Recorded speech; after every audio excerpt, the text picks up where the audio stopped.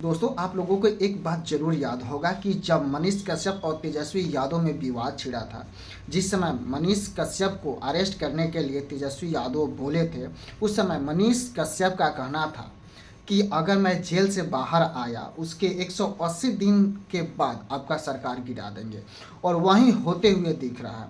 दोस्तों, आप सभी को बता दें, मनीष कश्यप एक बार बिहार में ही एक पुल है उसे बनाया जा रहा था, उस समय वहाँ पे जाके न्यूज रिपोर्टिंग किए थे और मनीष कश्यप ने बताया था कि यह पुल 1 साल के अंदर में गिर जाएगा, और वह पुल 1 साल के अंदर में गिर गया। और वैसे ही मनीष कश्यप ने बोला था कि 180 दिन के अंदर में सरकार गिरा देंगे दोस्तों, और वहीं होते दिख रहा है। दोस्तों, आप लोगों को क्या लगता है?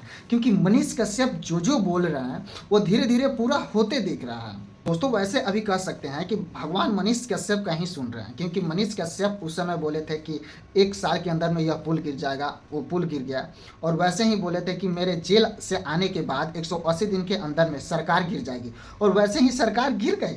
और नीतीश कुमार बीजेपी के साथ सरकार बना रही है।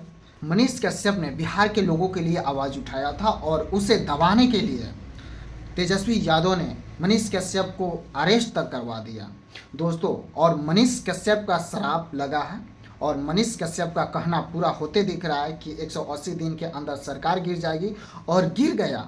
हो सकता है कि यह मनीष कश्यप की वजह से नहीं गिरा हो, लेकिन सरकार तो गिर गया ना। ये बात तो पहले ही मनीष कश्यप ने बोला था। आप लोगों को क्या लगता है? कमेंट करके जरूर बताइए, क्या मनीष कश्यप का हर बात सच होते दिख रहा है?